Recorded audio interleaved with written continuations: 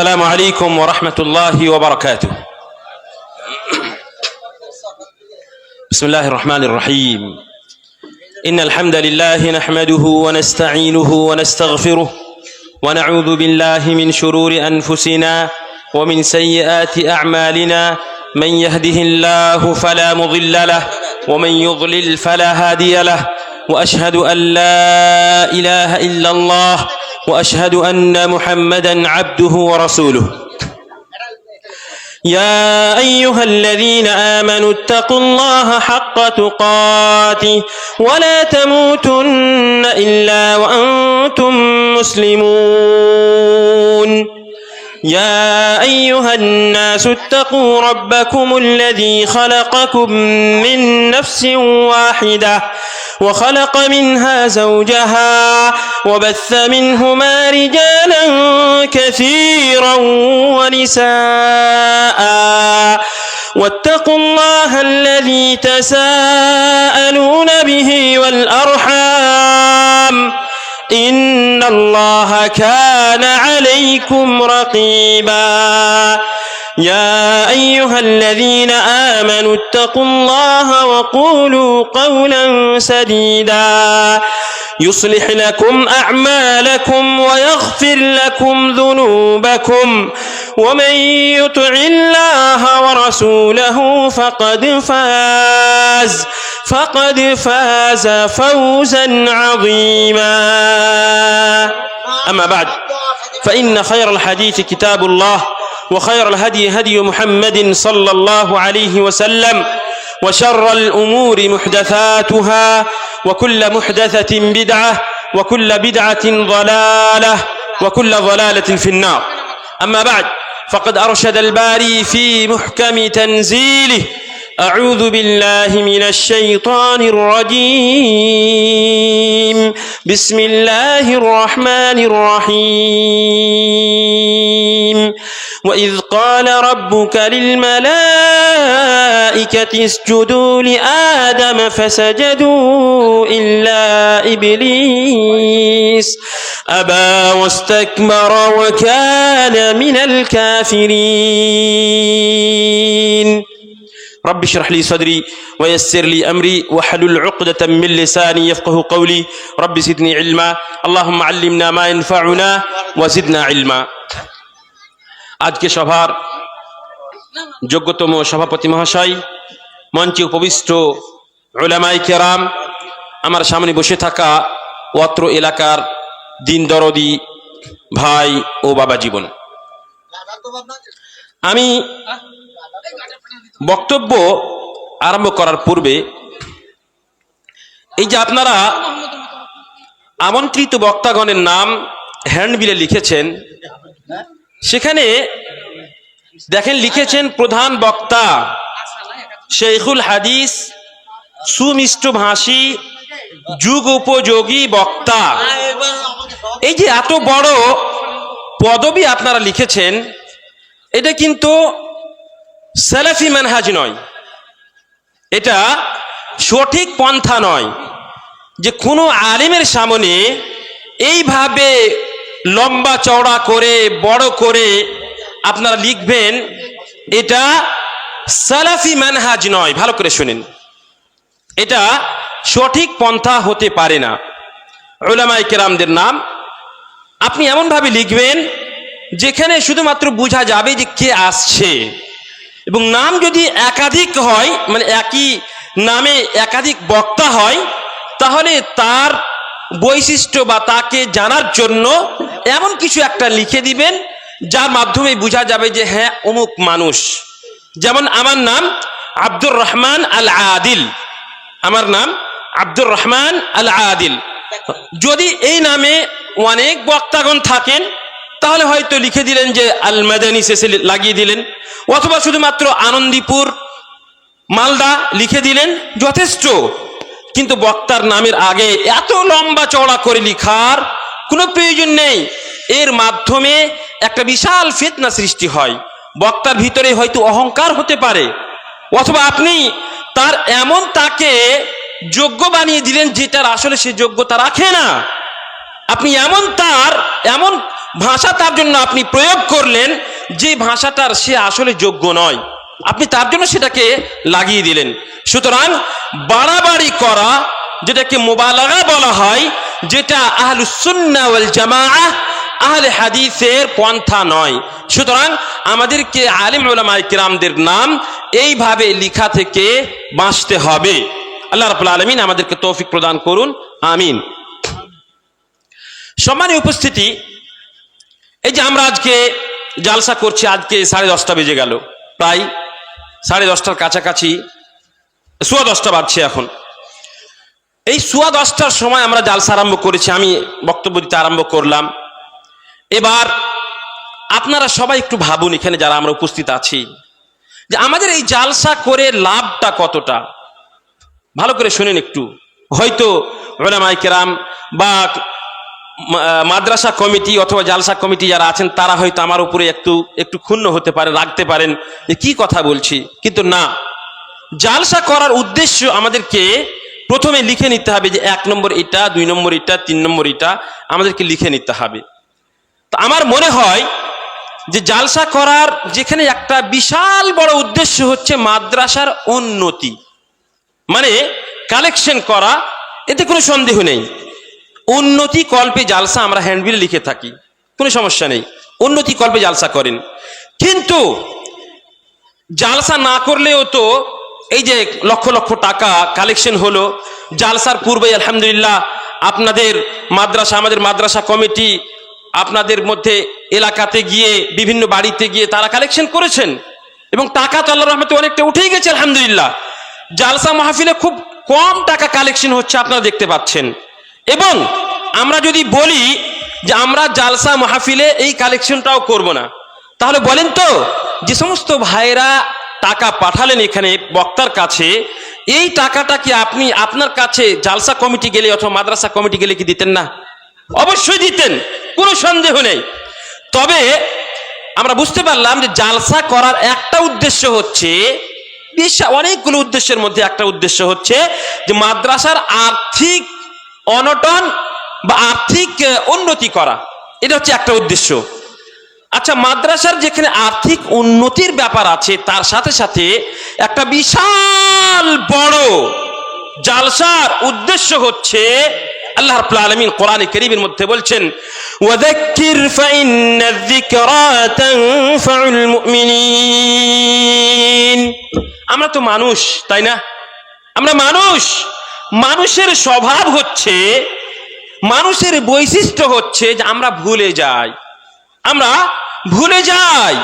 ওই জন্য আল্লাহ বলছেন ওয়াযাক্কির, হে নবী আপনি মুমিনদেরকে স্মরণ করিয়ে দেন আল্লাহর তার উপরে কি অধিকার রয়েছে, মানুষের কি অধিকার রয়েছে, সে কিভাবে জীবন যাপন করবে, সমস্ত কিছু তাকে আপনি শিখিয়ে দেন। ওয়াযাক্কির, আপনি তাকে স্মরণ করিয়ে দেন। ফাইন্নায যিকরা তানফাউল মুমিনিন, যদি তাকে স্মরণ করিয়ে দেওয়া যায়, নসিহত, এই যে ওয়াজ করছি আমরা, এই ওয়াজ মুমিনদের জন্য লাভদায়ক হবে। তাহলে বুঝতে পারলাম যে জালসার একটা বিশাল বড় উদ্দেশ্য হচ্ছে সমাজে যে সমস্ত কুসংস্কার আছে, আমাদের সমাজে যে সমস্ত কুসংস্কার আছে, সেই কুসংস্কারকে সংস্কার করা, ভালো করা, বিদআত মুক্ত সমাজ তৈরি করা, শিরক মুক্ত সমাজ তৈরি করা, আদর্শ সমাজ তৈরি করা, ইসলামিক সমাজ, ইসলামিক পরিবার তৈরি করা, এটা হচ্ছে আমাদের মূল লক্ষ্য, উদ্দেশ্যের মধ্যে একটা উদ্দেশ্য। ঠিক কি ঠিক না? অবশ্যই আশা করছি আমি সঠিক কথা বলছি ইনশাআল্লাহ তাআলা। সুতরাং আমরা এই যে জালসা করছি, আজকে জালসা রাত্রি 10টা বেজে গেছে, 11টা বাজবে, হয়তো 11:30 পর্যন্ত আপনারা এখানে বসবেন, 12টা পর্যন্ত হয়তো বসতে পারেন। তো এই যে রাত্রি, আপনি একটু সবাই নিজের বুকে হাত রাখেন, রেখে একটু বলেন তো আমাকে, যে আজকে যারা, যে সমস্ত ভাইরা রাত্রি 11:30, 12টা পর্যন্ত এখানে বসবেন, বলেন তো ফজরের জামাত কি আমরা, সে বক্তা হোক তাও অথবা শ্রোতা হোক তাও, যে সমস্ত উলামায়ে কেরামেরা জেগে আছেন, অথবা আমাদের মাইকের কারণে, মাইক লাগানো আছে, আমাদের মাইকের কারণে যার ঘুম আসছে না, যে সমস্ত বাচ্চারা, মহিলারা, যারা অসুস্থ ব্যক্তিরা যারা শুয়ে আছে, এই জালসার মাইকের কারণে যারা ঘুমাতে পারছে না, বলেন তো আমরা কেউ কি নামাজ, ফজরের নামাজ জামাতে আদায় করতে পারবো? কেউ আমরা পারবো না। হয়তো, ভালো করে শুনেন, আমাদেরকে খারাপ লাগছে হয়তো শুনতে, হয়তো আমাদের মধ্যে কিছু মানুষ আছে যারা ফজরের নামাজ, ফজরের সালাত জামাতের সহিত আদায় করেন, আলহামদুলিল্লাহ। কিন্তু আজকে এই দীর্ঘ সময় পর্যন্ত জালসা শোনার কারণে, জালসা করার কারণে হয়তো সে সমস্ত ভাইয়েরও সালাত, ফজরের নামাজ জামাত ছুটে যেতে পারে কি পারে না? বলেন তো এর জন্য দায়ী কে হবে? এর জন্য গুনাহগারী কে হবে? শুনে রাখেন, যার আল্লাহ তাআলা কোরআনের মধ্যে বলছেন, ওয়া তাআওয়ানু আলাল বিররি ওয়াত তাকওয়া ওয়া লা তাআওয়ানু আলাল ইসমি ওয়াল উদওয়ান ওয়াত্তাকুল্লাহ ইন্নাল্লাহা শাদীদুল ইকাব। আল্লাহ তাআলা বলছেন, আপনারা ভালো কাজে এক অপরের সহযোগিতা করেন, ভালো কাজে এক অপরের সহযোগিতা করেন, ওয়ালা তাআওয়ানু আলাল ইসমি ওয়াল উদওয়ান, এবং খবরদার গুনার কাজে, শত্রুতার কাজে এক অপরের কেউ সহযোগিতা করবেন না। আল্লাহ রাব্বুল আলামিন মানা করছেন। আর আমরা দীর্ঘ রাত্রি পর্যন্ত যদি জালসা করি, আর আমার জালসা করার কারণে, আমি বক্তা হিসাবে আমার কারণে, বা মাদ্রাসা কমিটির কারণে, জালসা কমিটির কারণে, বা যারা জালসা করছেন তাদের কারণে যদি আমার আপনার জামাত ছুটে যায়, তাহলে অবশ্যই অবশ্যই আমরাও কিন্তু কোনো না কোনো ভাবে এই গুনহার ভাগীদারি হব। আমরা অবশ্যই অবশ্যই এর মাধ্যমে একটা বাতিল অথবা একটা গুনহার কাজের আমরা সহযোগিতা করলাম। সুতরাং আমাদেরকে চেষ্টা করতে হবে। আমি বলি আপনাদেরকে, আমি বিগত 2 বছর থেকে, ভালো করে শুনেন, বিগত 2 বছর থেকে আমাদের একটা প্রতিষ্ঠান আছে আনন্দীপুরে, মহিলা মাদ্রাসা। মহিলা মাদ্রাসার উন্নতি কল্পে জালসা করি, এবং সেই মহিলা মাদ্রাসার জালসা মাগরিবের সময় মুয়াজ্জিন যখন আযান দেয়, আল্লাহু আকবার আল্লাহু আকবার, আযান দিলে তো সাথে সাথে খতিব সাহেব, যিনি বক্তা দিচ্ছেন, বক্তব্য দিচ্ছেন বক্তা, আসসালামু আলাইকুম ওয়া রাহমাতুল্লাহি ওয়া বারাকাতুহু, জালসা শেষ। এই জালসাতে মাগরিব পর্যন্ত জালসাতে এত লোক হয় যে আমরা জায়গা দিতে পারি না, দিনে জালসা। কি করে হলো এটা? এটা আমাদেরকে পরিবর্তন করতে হবে নিজেকে। আমরা এই যে আপনারা যারা এখানে উপস্থিত আছেন, আপনারা যদি জানতেন, দেখেন, আপনারা যদি জানতেন যে এই জামিয়া মুহাম্মাদিয়ার জালসা শুধুমাত্র মাগরিব পর্যন্ত হবে, বড় বড় উলামায়ে কেরামেরা আসবেন, যোগ্য উলামায়ে কেরামেরা আসবেন, কোরআন এবং হাদিসের আলোচনা হবে, তাহলে বলেন তো আপনারা কি আসতেন না? আপনারা আসতেন কি আসতেন না? এত রাত্রি কোনো প্রয়োজন ছিল না। মাগরিব পর্যন্ত জালসা হলেও আপনারা আসতেন, ইশার পর্যন্ত জালসা হলেও আপনারা আসতেন, রাত্রি 9টা পর্যন্ত জালসা হলেও আপনারা বক্তাদের নাম দেখে সঠিক সময় অবশ্যই উপস্থিত হতেন। আর না হলে একদিনে তো পরিবর্তন হয় না। আল্লাহ তাআলা কোরআনের মধ্যে বলছেন, ইন্নাল্লাহা লা ইউগাইয়িরু মা বিকাউমিন হাত্তা ইউগাইয়িরু মা বিআনফুসিহিম। আল্লাহ রাব্বুল আলামিন কোন জাতিকে, কোন কওমকে অতক্ষণ পর্যন্ত পরিবর্তন করেন না যতক্ষণ পর্যন্ত সে নিজেকে পরিবর্তন করেছে। সুতরাং আমাদেরকে, বক্তাদেরকে এবং জালসা কমিটিকে, মাদ্রাসা কমিটিকে, শ্রোতাকে, সমাজে যে সমস্ত লোককে আল্লাহ রাব্বুল আলামিন সম্মান প্রদান করেছেন, বিশেষ করে তাদেরকে নিজেকে পরিবর্তন করতে হবে, তবেই আল্লাহ রাব্বুল আলামিন আপনাকে পরিবর্তন করবেন। সুতরাং আমরা চেষ্টা করব আজকের জালসা, আজকে থেকে আমরা চেষ্টা করব ইনশাআল্লাহ, আজকের জালসা আমরা খুব বেশি দীর্ঘায়ী করব না ইনশাআল্লাহ তাআলা বিইজনিল্লাহ আযজা ওয়া জাল। আপনারা রাজি আছেন? দেখেন, আমি কয়েকটা কথা আপনাদেরকে বলি। আজকে একটা বিশাল বড়, যেই সম্পর্কে হয়তো আপনারা বক্তব্য খুব কম শুনেন, এমন বিষয় নিয়ে আমি আপনাদের সামনে আজকে দণ্ডায়মান হয়েছি, যে বিষয় সম্পর্কে খুব কম আলোচনা হয়, খুবই কম আলোচনা হয়, কিন্তু আজকে আমরা সেই বিষয় নিয়ে আলোচনা করব ইনশাআল্লাহ তাআলা। সেই বিষয়টা হচ্ছে হিংসা। আপনারা জানেন প্রত্যেকটা মানুষের ভিতরে হিংসা রয়েছে, হাসাদ রয়েছে, এক অপরের প্রতি আমরা হিংসা করে থাকি। এই হিংসা এবং তার প্রতিকার এই সম্পর্কে আমি ইনশাআল্লাহ তাআলা আপনাদের সামনে কোরআন এবং হাদিসের আলোকে কিছু কথা বলবো।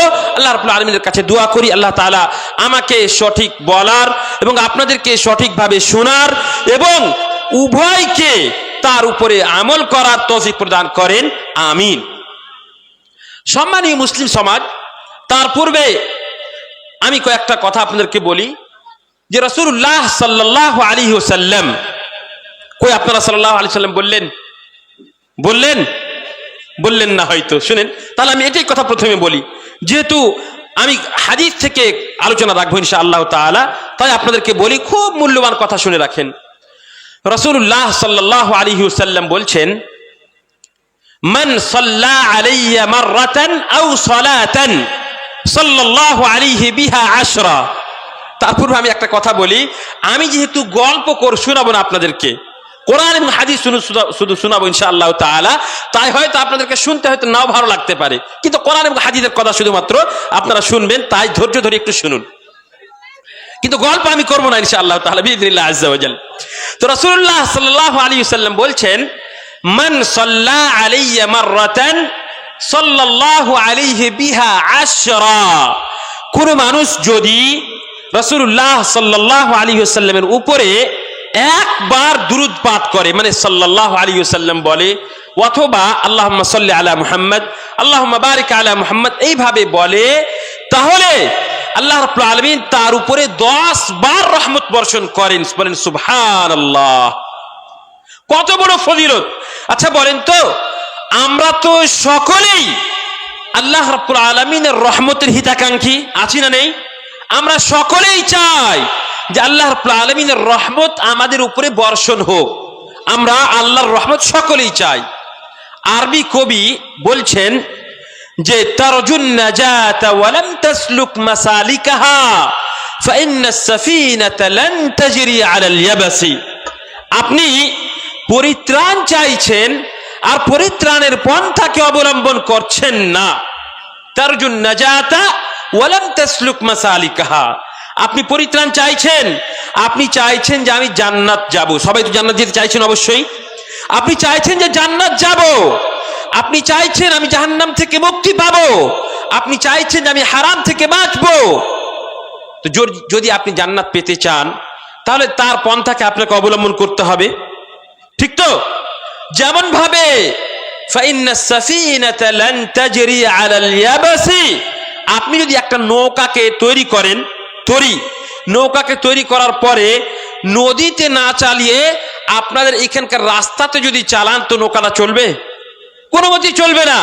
আপনাকে ওই নৌকাটাকে, তরিটাকে নদীতেই নিয়ে যেতে হবে, গঙ্গাতে নিয়ে যেতে হবে, সাগরে নিয়ে যেতে হবে, তাহলে আপনার সেই নৌকাটা চলবে।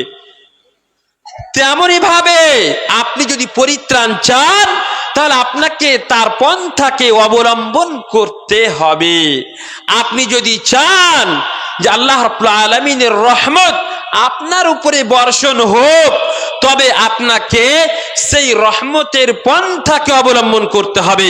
আর রহমতের পন্থা রাসূলুল্লাহ সাল্লাল্লাহু আলাইহি ওয়াসাল্লাম বলছেন অনেকগুলো পন্থা আছে, তার মধ্যে একটা পন্থা হচ্ছে যে আপনি যখনই নবী সাল্লাল্লাহু আলাইহি ওয়াসাল্লামের নাম শুনবেন, সাথে সাথে কি বলবেন?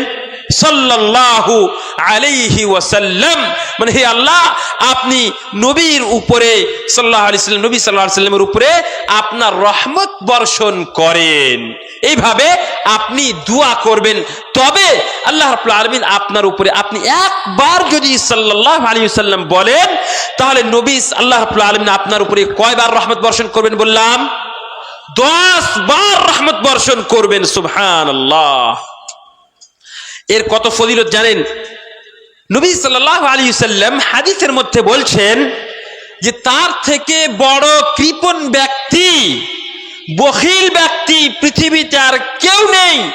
মান যুকিরতু ইনদাহু ফালাম ইউসাল্লি আলাইয়া, যার সামনে আমার নাম নেওয়া হলো আর সে আমার উপরে দুরূদ পাঠ করলে না, তার থেকে বড় বখিল মানুষ পৃথিবীতে কেউ নেই। সুবহানাল্লাহ। এর কত গুরুত্ব জানেন আপনারা সকলেই? কমপক্ষে অনেক মানুষ আছে হয়তো নামাজ পড়ে না, কিন্তু জুমার নামাজ কেউ ছাড়েন? জুমার নামাজ কেউ ছাড়েন না, সকলেই কিন্তু জুমার নামাজে আপনারা উপস্থিত হন। এবার জুমার নামাজে বক্তব্যে বা খুতবা চলাকালীন খতিব সাহেব, ইমাম সাহেব, উনি মাঝে মধ্যেই নবী সাল্লাল্লাহু আলাইহি সাল্লাম বলেন কি বলেন না? অবশ্যই বলেন। নবী সাল্লাল্লাহু আলাইহি সাল্লাম বলেছেন, আল্লাহ রাসূল সাল্লাল্লাহু আলাইহি সাল্লাম বলেছেন, মুহাম্মদ সাল্লাল্লাহু আলাইহি সাল্লাম বলেছেন, এইভাবে দেন, হাদিসের উদ্ধৃতি দিয়ে কথা বলেন। তো সেই সময় আপনি একটু আমাকে বলেন যে খুতবা চলাকালীন আপনি কি জিক্র আজকার করতে পারবেন? মানে খুতবা, এদিকে খুতবা চলছে, ইমাম সাহেব খুতবা দিচ্ছেন, আর আপনি এদিকে বসে বসে সুবহানাল্লাহ, আলহামদুলিল্লাহ, লা ইলাহা ইল্লাল্লাহ, লা হাওলা ওয়ালা কুওয়াতা ইল্লা বিল্লাহ, এগুলো বলতে পারবেন আপনি? জানা আছে আপনার? আপনি বলতে পারবেন না, তাই তো? খুতবা চলাকালীন জিক্র আজকার করা, সুবহানাল্লাহ, আলহামদুলিল্লাহ, লা ইলাহা ইল্লাল্লাহ, এগুলো বলা পর্যন্ত আপনার জন্য বৈধ নয়। কিন্তু যদি ইমাম সাহেব নবী সাল্লাল্লাহু আলাইহি ওয়াসাল্লামের নাম নেন, তবে সাথে সাথে আপনাকে সাল্লাল্লাহু আলাইহি ওয়াসাল্লাম বলতে হবে। এত বেশি গুরুত্ব, এত বেশি মর্যাদা, এত বেশি ফজিলত নবী সাল্লাল্লাহু আলাইহি ওয়াসাল্লামের উপরে দুরূদ পাঠ করার। সুতরাং আমরা আজকে হোক, আজকের পরে যে কোনো মাহফিলে হোক, খুতবার মাধ্যমে হোক, যখনই নবী সাল্লাল্লাহু আলাইহি ওয়াসাল্লামের নাম শুনবো, সঙ্গে সঙ্গে কি বলবো? সাল্লাল্লাহু আলাইহি ওয়াসাল্লাম। এটা আমরা বলবো। আমরা যদি এটা বলি তাহলে আল্লাহ রাব্বুল আলামিন আমাদের উপরে 10 বার রহমত বর্ষণ করবেন। আলহামদুলিল্লাহ। সম্মানিত উপস্থিতি, নবী করিম সাল্লাল্লাহু আলাইহি ওয়াসাল্লাম যখনই বক্তব্য দিতেন, খুতবা দিতেন, খুতবার পূর্বেই মানে প্রথম আরম্ভ করতেন, সেই সময় অবশ্যই অবশ্যই একটা ওসিয়ত করতেন, একটা বিশাল বড় ওসিয়ত করতেন। সেই ওসিয়তটা আমি আজকে আমার বক্তব্যের প্রথমে আপনাদেরকে করতে চাই। আল্লাহ রাব্বুল আলামিন কোরআনে কারীমের মধ্যে বলছেন, ওয়ালাকাদ ওয়াসাইনাল্লাযীনা উতুল কিতাবা মিন ক্বাবলিকুম ওয়া ইয়্যাকুম আনিত্তাকুল্লাহ। আল্লাহ তাআলা বলছেন, হে নবী, আমি আপনাকে তেমনি ভাবে ওসিয়ত করছি যেমন ভাবে আপনার পূর্বে যে সমস্ত আম্বিয়ায়ে কেরামেরা পৃথিবীতে এসেছিলেন তাদেরকে যেভাবে ওসিয়ত করেছিলাম, বা যে ওসিয়তটা তাদেরকে করেছিলাম, সেই ওসিয়তটা আমি আপনাকেও করছি। সেই ওসিয়তটা কি? সেটা হচ্ছে আনিত্তাকুল্লাহ, আল্লাহর ভয় নিজের ভিতরে সৃষ্টি করেন। আল্লাহর ভয় নিজের ভিতরে সৃষ্টি করেন, তাকওয়া অবলম্বন করেন। আপনারা শুনেছেন তো আল্লাহর ভয়, আল্লাহর ভয়, আল্লাহকে বলে ভয় করো, আল্লাহকে বলে ভয় করো। সৌদি আরবে আমি দেখেছি যে কোনো মানুষ যদি ভুল করে দেয়, আমাদের দিকে যদি কোনো মানুষ ভুল করে, তাহলে কি করবেন? মা বাপের গালি তুলে আপনি গালিগুলোজ করে একাকার করে দিবেন, তাই তো? আমাদের অভ্যাস এটা। আমাদের মুসলিম সমাজ ও মুসলিম সমাজ সবই এক, গালিগুলোজ দিয়ে একাকার। তো সৌদি আরবে ওখানে একটা ইসলামিক সমাজ ব্যবস্থা আছে, আলহামদুলিল্লাহ, আপনারা জানেন। সেখানে যদি কোনো মানুষ কাউরি ভুল করে দেয়, আপনি তার কোনো ভুল করে দিয়েছেন, তো জানেন কি বলবে? বলবে, ইয়া আব্দুল্লাহ ইত্তাকিল্লাহ। কি বলবেন? ইত্তাকিল্লাহ, আল্লাহকে ভয় করো। মানে তুমি আমার উপরে কেন এরকম কথা বলছো? তুমি এই ভুল কাজ কেন করছো? এই গুনার কাজ কেন করছো? তুমি আমাকে কেন গালি দিচ্ছ? তুমি এই কাজটা কেন করছো? ইত্তাকিল্লাহ, তোমার ভিতরে আল্লাহর ভয় নেই? আল্লাহকে ভয় করো। এই কথাটা আমাদেরকে বলতে হবে। যদি শুনেন, যদি কোনো মানুষ আপনার হক মেরে নেয়, যদি কোনো মানুষ আপনার হক মেরে নেয়, আপনাকে অকথ্য ভাষায় গালি দেয়, আপনার উপরে অত্যাচার করে, অন্যায় করে, তাহলে আপনি তাকে যদি বলেন ইত্তাকিল্লাহ, মানে বাংলাতে বলেন আল্লাহকে ভয় করো, আল্লাহকে ভয় করো, এই কথাটা শুনলেই সামনে যে ব্যক্তি আছে সেই ব্যক্তির ভিতরে যদি ঈমান থাকে, আপনার যে হক মেরে নিচ্ছে সেই ব্যক্তির ভিতরে যদি এক চুল পরিমাণ ঈমান থাকে, তাহলে আপনার সাথে বলার সাথে সাথেই সে আপনার হক আপনাকে দিয়ে দিবে, আপনার কাছে সে ক্ষমা চাইবে। এই হচ্ছে ইসলামের পদ্ধতি। সুতরাং সেই ওসিয়তটা আপনাদেরকে আমি করব, আপনারা নিজের ভিতরে আল্লাহর ভয় সৃষ্টি করেন। আর আল্লাহর ভয় মানে কি জানেন? আল্লাহর ভয় মানে কি জানেন? আল্লাহর ভয় মানে হচ্ছে আত-তাকওয়া আন তাজআলা বাইনাকা ওয়া বাইনা মাহারিমিল্লাহি বিকায়া। আপনি আপনার ভিতর মধ্যে এবং আল্লাহ রাব্বুল আলামিন যা কিছু আপনার উপরে হারাম করেছেন তার মধ্যে আর সৃষ্টি করে দেওয়া, এটাকে কি বলা হয়? তাকওয়া বলা হয়। যেমন এই যে আপনারা পর্দা লাগিয়েছেন, দেখছেন প্যান্ডেলে চারিদিকে পর্দা আছে। উদাহরণ দেখেন একটা, এই পর্দাটার বাইরে যদি কোনো গুনহার জিনিস থাকে, মনে করেন ওই পার্শ্বে মদ আছে, একটা উদাহরণ দিচ্ছি আপনাকে, মদ আছে মনে করেন, আপনি যদি মনে করেন যে আমি মদ খাবো, তাহলে আপনি এক ঘুষা দিলেই ওই মদের কাছে চলে যেতে পারবেন, তাই না? যেতে পারবেন। কিন্তু এই পর্দাটা যদি কাপড়ের না হয়ে একটা কংক্রিটের দেওয়াল হতো, আর আপনি মনে করতেন যে আমি এক ঘুষা মেরে ওই সাইডে চলে যাব, যেতে পারবেন? আপনি যেতে পারবেন না। তো আপনার ভিতরে আল্লাহর ভয় ওই কংক্রিটের দেওয়ালের মতো হতে হবে, যার মাধ্যমে যতই কিছু ভালো জিনিস থাক না কেন ওই পারে, সেই বস্তুটা যদি হারাম হয় তাহলে সেটাকে যেন আপনি না নিতে পারেন। আপনার ভিতরে আল্লাহর ভয়, আপনার তাকওয়া, আপনার ঈমান আপনাকে সেখান থেকে বিরত রাখবে। এইরকম ঈমান যদি আপনার ভিতরে থাকে, তবে আপনি মুত্তাকি, তবে আপনি পরহেজগার, তবে আপনি আল্লাহর প্রিয় বান্দা। আরো একটা কথা শুনেন, আল্লাহ তাআলা আমাকে, আপনাকে কাউকে এই দায়িত্ব দেননি যে আমাদেরকে সকলকে জান্নাতে নিয়ে যেতে হবে। কি দায়িত্ব দিয়েছেন? আর আম্বিয়া কিরামদেরকে তো এই দায়িত্ব দেননি আল্লাহ তাআলা। আল্লাহ তাআলা বলছেন, ইয়া আইয়ুহার রাসূল বাল্লিগ মা উনজিলা ইলাইকা মির রাব্বিক। হে নবী, আপনি আপনার উপরে যা কিছু অবতীর্ণ করা হয়েছে সেটাকে আপনি মানুষকে পৌঁছে দেন। এই যে আমি কোরআনের কথা আপনাদেরকে বলছি, হাদিসের কথা বলছি, এই দায়িত্বটা আম্বিয়া কিরামদের দায়িত্ব। এই দায়িত্বটা উলামায়ে কিরামেরা পালন করছেন। আলহামদুলিল্লাহ, উলামায়ে কিরামেরা ওয়ারিস। আমরা হচ্ছে নবী সাল্লাল্লাহু আলাইহি ওয়াসাল্লামের জ্ঞানের, ইলমের ওয়ারিস। সেই কথাটাকে আমরা আপনাদেরকে পৌঁছে দিচ্ছি। কিন্তু জান্নাতে নিয়ে যাওয়ার দায়িত্ব আমার না। জান্নাতে কে নিয়ে যাবে আপনাকে? আল্লাহ তাআলা আপনাকে জান্নাত দিবেন যদি আল্লাহ তাআলা চান তবে। সুতরাং এখানে আপনারা যারা উপস্থিত আছেন, আপনারা শুধুমাত্র নিজের দায়িত্ব নেন। ভালো করে শুনেন, আপনারা যারা এখানে উপস্থিত আছেন, আপনারা শুধুমাত্র নিজের দায়িত্ব নেন যে আমি নিজেকে এবং আমার পরিবারকে জান্নাতে নিয়ে যাব, জাহান্নামের আগুন থেকে আমি বাঁচাবো। আল্লাহ তাআলা বলছেন, ইয়া আইয়ুহাল্লাযীনা আমানু কু আনফুসাকুম ওয়া আহলিকুম নারা। হে ঈমানদারগণেরা, তোমরা নিজের নফসকে, নিজের আত্মাকে এবং নিজের পরিবারকে জাহান্নামের আগুন থেকে বাঁচাও। এই আদেশ আল্লাহ রাব্বুল আলামিন কোরআনে কারীমের মধ্যে করেছেন। তারপরে আসেন আল্লাহ রাব্বুল আলামিন, আমি যে বিষয়ে আলোচনা করব, যেহেতু আপনারা উঠে চলে যাচ্ছেন, তাই সংক্ষেপে আমি ইনশাআল্লাহ তাআলা আমি কিছু আলোচনা আপনাদের সামনে রাখি। সেটা হচ্ছে হিংসা এবং হাসাদ। হিংসা সম্পর্কে আমরা আজকে আলোচনা করব ইনশাআল্লাহ তাআলা। দেখেন, আল্লাহ রাব্বুল আলামিন প্রত্যেকটা মানুষের রুজি সম্পর্কে লিখে দিয়েছেন।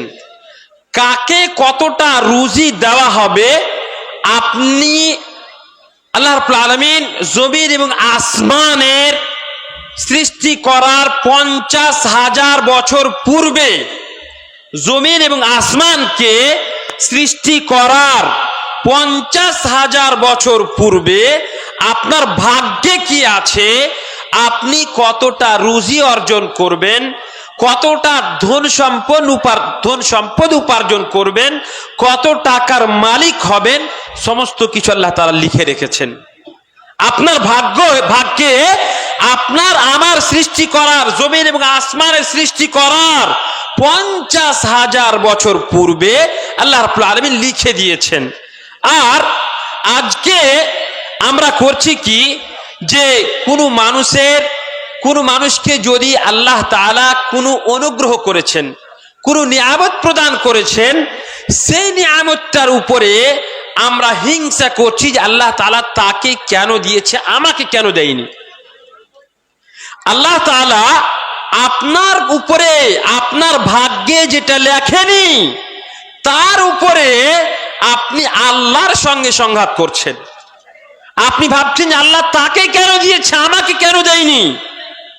মানে আপনি আল্লাহর আলামিন আপনার ভাগ্যে যেটা লিখেছেন তার উপরে আপনি সন্তুষ্ট নন।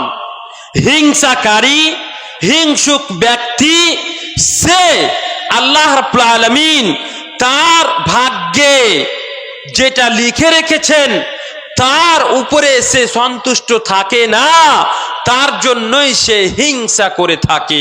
আল্লাহর আলামিন কোরআনে কারীমের মধ্যে বলছেন, নাহনু কাসামনা বাইনাহুম মাঈশাতাহুম ফিল হায়াতিদ দুনিয়া ওয়া রাফা'না বা'দাহুম ফাওকা বা'দিন দারাজাতিন লিয়াত্তাখিযা বা'দুহুম বা'দান সুখরিয়া ওয়া রাহমাতু রাব্বিকা খায়রুম মিম্মা ইয়াজমাউন। আল্লাহ তাআলা বলছেন, আমি মানুষের মধ্যে তাদের রুজিকে দুনিয়াবি জীবনে, ইহকালের জীবনে তাদের রুজিকে আমি বন্টন করে দিয়েছি। যার ভাগ্যে যতটা রুজি লিখে রেখেছি সে সবচেয়ে ততটাই পাবে, এই কথা আল্লাহর আলামিন কোরআনে কারীমের মধ্যে বলে দিয়েছেন। এবং সর্বপ্রথম দেখেন সাহাবায়ে কেরামদের সম্পর্কে আল্লাহর আলামিন কোরআনে কারীমের মধ্যে যেহেতু তারা এক অপরের প্রতি হিংসা করতেন না, তাই আল্লাহ তাআলা তাদের প্রশংসা করেছেন আর বলছেন, والذين تبوأوا الدار والإيمان من قبلهم يحبون من هاجر إليهم ولا يجدون في صدورهم حاجة مما أوتوا ويؤثرون على أنفسهم ولو كان بهم خصاصة ومن يوق شح نفسه فأولئك هم المفلحون। الله رب العالمين সাহাবায়ে কেরামদের বৈশিষ্ট্য বর্ণনা করতে গিয়ে বলছেন, ওয়ালা ইয়াজিদুনা ফি সুদুরিহিম হাজা মিম্মা উতু। আল্লাহ তাআলা তাদেরকে যে রুজি প্রদান করেছেন তার মধ্যে কোনো প্রকার কোনো হিংসা হাসাদ তারা মনে করেন না, এই কথা আল্লাহ রাব্বুল আলামিন কোরআনে কারীমের মধ্যে বলেছেন।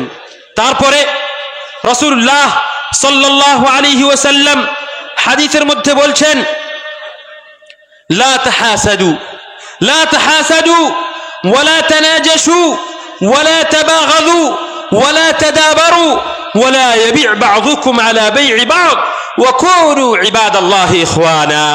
رسول الله صلى الله عليه وسلم বলছেন, لا تحاسدوا, খবরদার তোমরা এক অপরের প্রতি হিংসা হাসাদ করিও না, এক অপরের প্রতি খবরদার তোমরা হিংসা হাসাদ করিও না। ওয়ালা তানাজাশু, এবং খবরদার এক অপরের পিছে কথা বলিও না, মানে গীবত চুগলি খবরদার করিও না। ওয়ালা তাবাগাদু, এক অপরকে ঘৃণার নজরে তোমরা দেখিও না। ওয়ালা তাদাবারু, এক অপরের পিছনে তোমরা পড়ে যেও না। ওয়ালা ইয়াবি বা'দুকুম আলা বাই'i বা'দ, এবং কেউ কিনা বেচা করছে তার উপরে গিয়ে তুমি সেই জিনিসটাকে দাম চড়িয়ে বেশি করে কেনার চেষ্টা করছো, এইভাবে করিও না। ওয়াকুনু ইবাদাল্লাহি ইখওয়ানা, এবং তোমরা সবাই, এ বান্দারা, এ আল্লাহর বান্দারা, তোমরা সকলেই ভাই ভাই হয়ে যাও। মানে কোন মানুষ যদি হিংসা হাসাদ করে তাহলে সে প্রকৃতভাবে মুমিন হতে পারে না, তার ভিতরে সম্পূর্ণ ঈমান থাকতেই পারে না। সম্মানী মুসলিম সমাজ, সর্বপ্রথম এই হিংসাটা এমন একটা গুনাহ যেটা সর্বপ্রথম এই গুনাহ জান্নাতে হয়েছিল। জান্নাতে এই গুনাহ সর্বপ্রথমে হয়েছিল। কি গুনাহ হয়েছিল? আল্লাহ রাব্বুল আলামিন কোরআনে কারীমের মধ্যে বলছেন, وَإِذْ قُلْنَا لِلْمَلَائِكَةِ اسْجُدُوا لِآدَمَ فَسَجَدُوا إِلَّا إِبْلِيسَ أَبَى وَاسْتَكْبَرَ وَكَانَ مِنَ الْكَافِرِينَ। আল্লাহ তাআলা বলছেন, আমি ফেরেশতাদেরকে বললাম, হে ফেরেশতারা, তোমরা আদম আলাইহিস সালাতু ওয়াস সালামকে সাজদা করো। এটা আদেশ ছিল ফেরেশতাদেরকে, হে ফেরেশতারা তোমরা আদম আলাইহিসসালাতু ওয়াসসালামকে সাজদা করো। ফাসাজাদু ইল্লা ইবলিস, ইবলিস ছাড়া সমস্ত ফেরেশতারা সাজদা করলেন। এখানে একটা কথা আপনাদেরকে বলে দিই, আপনারা এটা মনে করবেন না যে ইবলিস হয়তো ফেরেশতাদের অন্তর্গত ছিল বা ফেরেশতা ছিল ইবলিস, এটা কথা মনে করবেন না। কেন? কারণটা হচ্ছে ওর ইবলিস নিজেই বলছে যে খালাকতানি মিন নারিন ওয়া খালাকতাহু মিন তিন, মানে ফেরেশতারা কিসের তৈরি? ফেরেশতারা হচ্ছে নূরের তৈরি, ফেরেশতারা নূরের তৈরি, মানুষেরা কিসের তৈরি? মাটির তৈরি। ইবলিস নিজেই বলছে যে আল্লাহ তুমি আমাকে আগুন থেকে তৈরি করেছো। ইবলিস কি বলছে? আল্লাহ তুমি আমাকে আগুন থেকে তৈরি করেছো, আর আদমকে তুমি মাটি থেকে তৈরি করেছো, সুতরাং আমার সম্মান বেশি, আমার মর্যাদা বেশি, আমি তাকে সাজদা করব না। আবা ওয়াস্তাকবারা ওয়া কানা মিনাল কাফিরিন, সে অস্বীকার করলো এবং সে কাফেরদের অন্তর্গত হয়ে গেল। কেন? তার ভিতরে হিংসা আসলো যে কি করে হতে পারে একটা জিনিস যার মর্যাদা কম, যার সম্মান কম, তাকে আমি কি করে সাজদা করতে পারি, এইভাবে হিংসা করলো। আর এই হিংসার কারণে তাকে আল্লাহ রাব্বুল আলামিন সদা সর্বদার জন্য জাহান্নামী বানিয়ে দিলেন। এবং সে আল্লাহর কাছে ওয়াদা করেছে কি? সুম্মা লাআতিয়ান্নাহুম মিন বাইনি আইদিহিম ওয়া মিন খালফিহিম ওয়া আন আইমানিহিম ওয়া আন শামাইলিহিম ওয়া লা তাজিদু আকতারাহুম শাকিরিন। সুবহানাল্লাহ।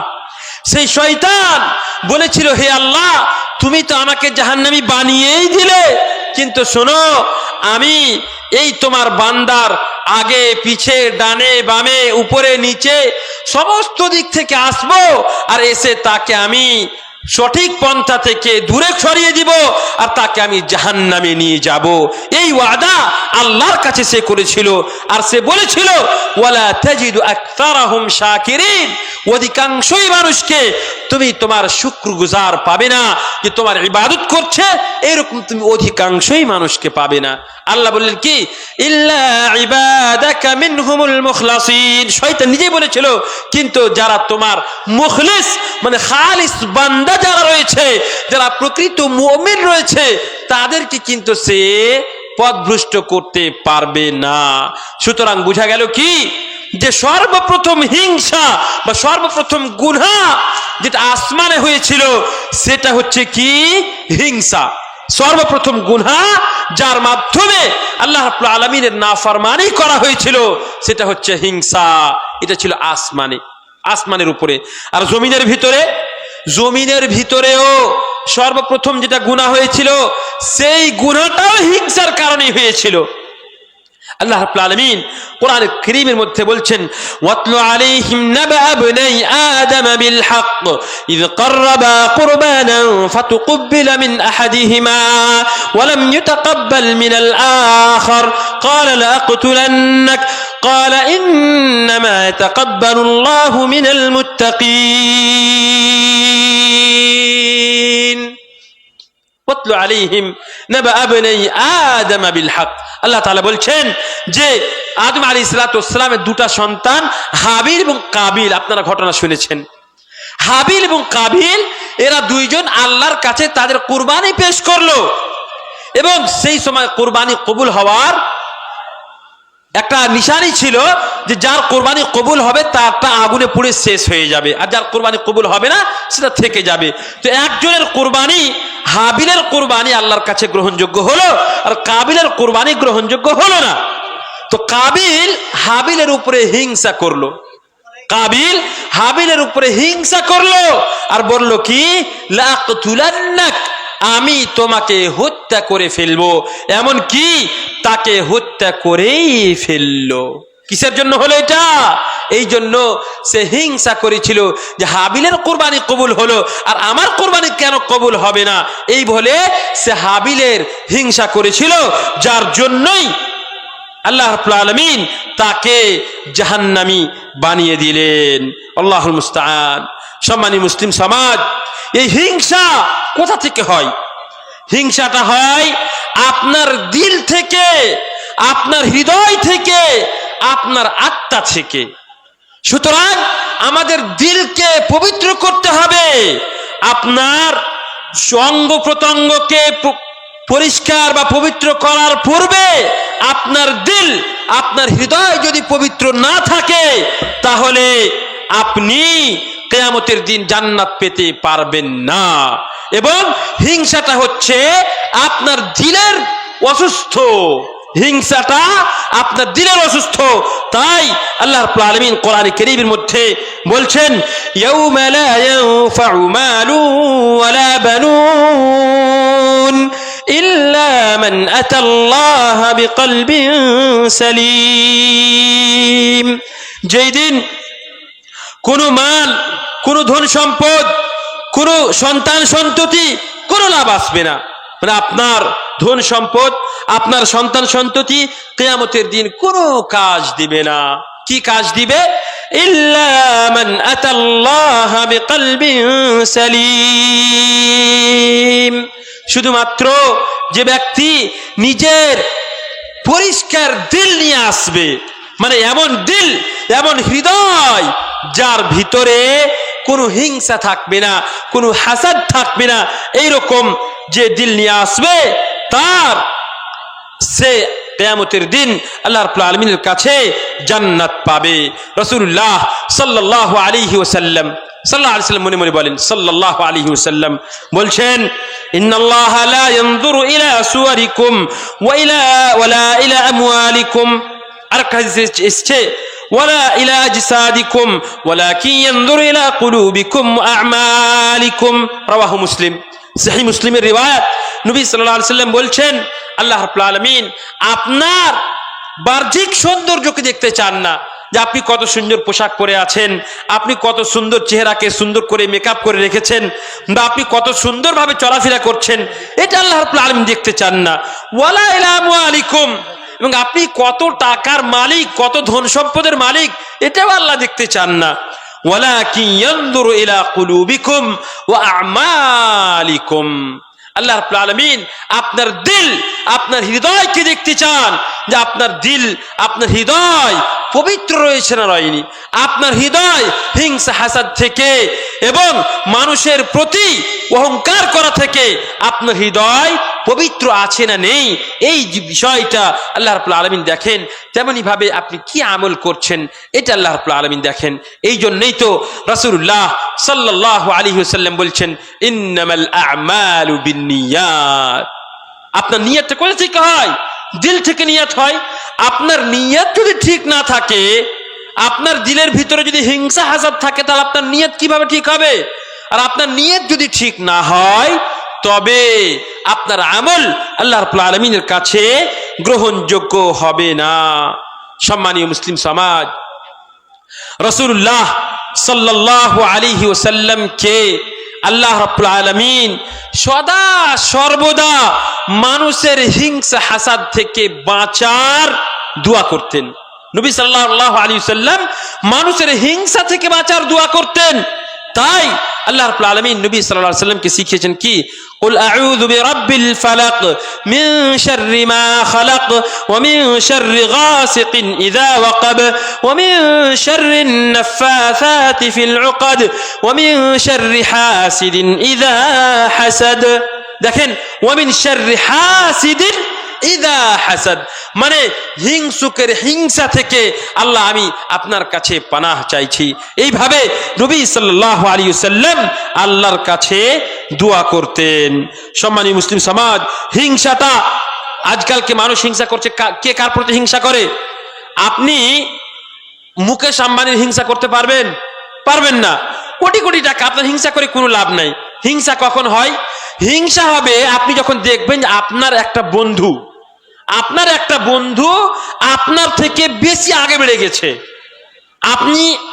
আপনার একটা বাড়ি আছে, একতলা বাড়ি মনে করেন, আর আপনি আপনার বন্ধুকে দেখছেন ও দুতলা বাড়ি করেছে, ওর গাড়ি হয়ে গেছে, আর খুব সুন্দর মোটর সাইকেলে বাইক নিয়ে ঘুরছে, তখনই কিন্তু হিংসাটা হবে। হিংসা কখন হবে?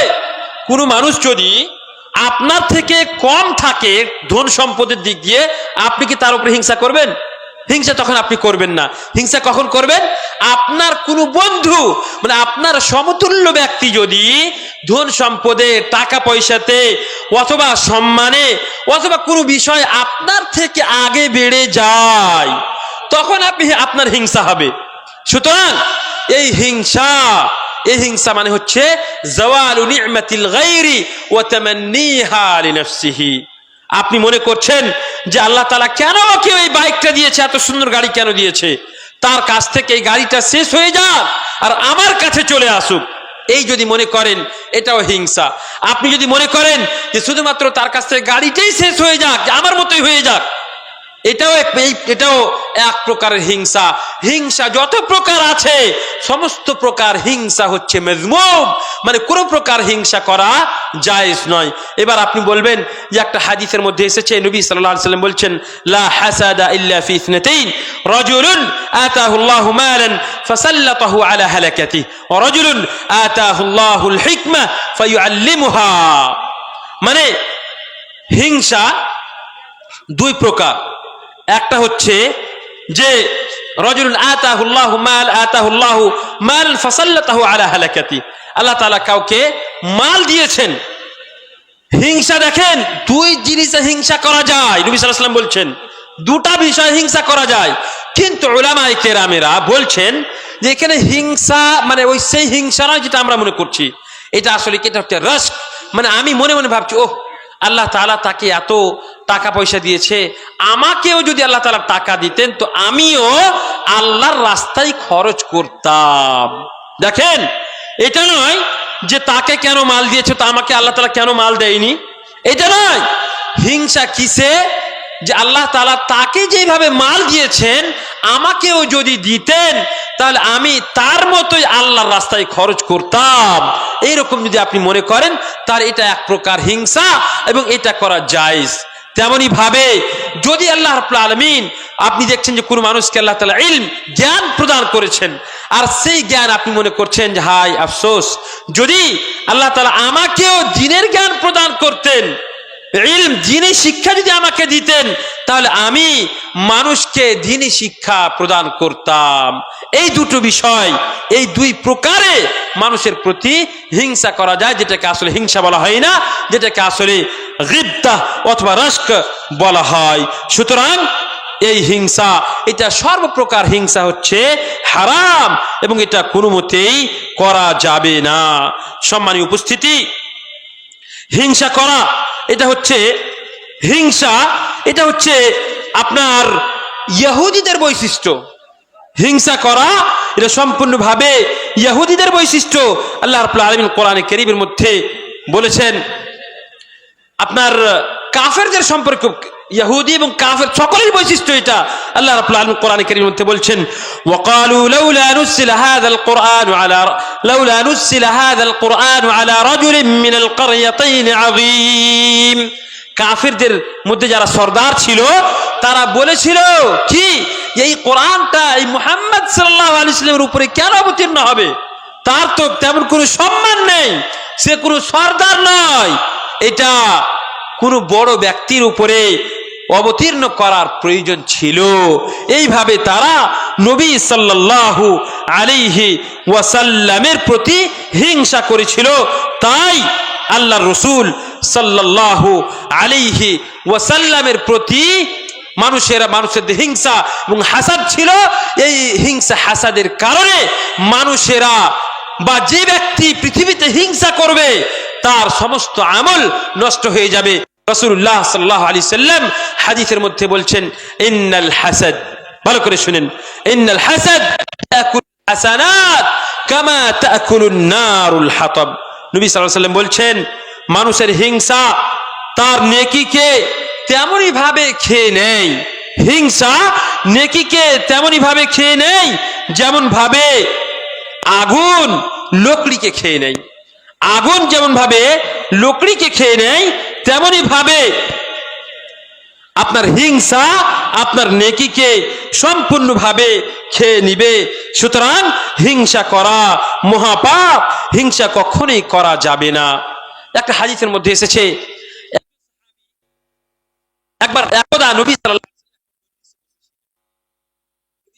আলাইহি ওয়াসাল্লাম বললেন, তোমাদের মধ্যে এখন একজন ব্যক্তি আসবে, যে ব্যক্তি জান্নাতি হবে। জান্নাতি ব্যক্তি এখনই তোমাদের সামনে একজন আসবে। মানুষেরা দেখছে কি ব্যাপার, কি ব্যাপার, কে আসবে, কে আসবে, সবাই দেখছে। নবী সাল্লাল্লাহু আলাইহি ওয়াসাল্লাম জান্নাতের সুসংবাদ দিচ্ছেন, স্বাভাবিক দেখবেনই। একজন ব্যক্তি আসলো, সাধারণ মানুষ এসে বসলো। দ্বিতীয় দিন আবার নবী সাল্লাল্লাহু আলাইহি ওয়াসাল্লাম মজলিসে বসে আছেন আর বললেন যে একজন ব্যক্তি এখন আসবেন, সেই ব্যক্তি জান্নাতি। তো আবার দ্বিতীয় দিন সেই ব্যক্তি যার সম্পর্কে সাহাবায়ে কেরাম ভাবতে পারেননি যে সে জান্নাতি হবে, তো সেই ব্যক্তি আবার আসলেন। তৃতীয় দিন আবার নবী সাল্লাল্লাহু আলাইহি সাল্লাম মজলিসে বসেছিলেন, আবার বললেন যে তোমাদের মধ্যে একজন ব্যক্তি আসবেন যিনি জান্নাতি হবেন।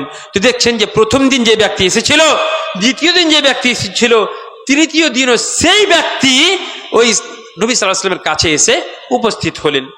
একজন সাহাবী বলছেন যে আমি তাকে, সেই লোকটাকে বললাম যে আমি বাড়িতে আমার বাবার সঙ্গে ঝগড়া করেছি, আমি 3 দিনের জন্য বলেছি যে আমি বাড়িতে আসবো না, কাজে আমি চাইছি আপনার সঙ্গে আমি যাব। কি বলছে? আমি আপনার সঙ্গে যাব। কেন? কেন যাবে? তার উদ্দেশ্য হচ্ছে যে সেই লোকটা কি এমন নেকির কাজ করে যার জন্য 3 দিনই নবী সাল্লাল্লাহু আলাইহি সাল্লাম বলছেন যে লোকটা জান্নাতে যাবে। কি কাজ করে দেখবো আমি, এই হচ্ছে আসল উদ্দেশ্য। ঠিক আছে, চলো আমার বাড়ি, কোনো অসুবিধা নেই। সেই সাহাবী দ্বিতীয় সাহাবীর সঙ্গে তার বাড়ি চলে গেলেন। রাত্রে দেখছেন যে সেই সাহাবী তেমন কোনো ইবাদত করেন না, যে খুব বেশি নামাজ পড়ছেন বা খুব বেশি কোরআন তিলাওয়াত করছেন, এমন কোনো বিষয় নয়। সাধারণভাবে যেমন নামাজ পড়েন তেমন নামাজ পড়ছেন, যিকর আযকার করছেন আর শুয়ে আছেন, তেমন কোনো বিশেষ ইবাদত করছেন না। বাড়ি চলে আসেন। বাড়ি থেকে প্রথম রাত্রি শেষ হয়ে গেল, আবার দ্বিতীয় রাত্রি তার সঙ্গে আবার গেল। দ্বিতীয় রাত্রিতে আবার মেহমান হলো তার বাড়িতে। দ্বিতীয় রাত্রিতে আবার দেখছে যে তেমন কোনো ইবাদত নেই, যে খুব বেশি সারা রাত্রি নামাজ পড়ছে, সারা রাত্রি যিকর আযকার করছে অথবা সারা রাত্রি কোরআন পড়ছে, এরকম কোনো কথা নেই। স্বাভাবিক সাধারণ মানুষের মতোই সে রাত যাপন করছেন। তৃতীয় রাত্রি আবার তার বাড়িতে সে সাহাবী মেহমান হলেন, আর তৃতীয় রাত্রেও সেটাই দেখতে পেলেন যে তেমন কোনো বিশেষ ইবাদত তিনি করেন না। তৃতীয় রাত্রি যখন শেষ হলো, তো সাহাবী যিনি তার বাড়িতে মেহমান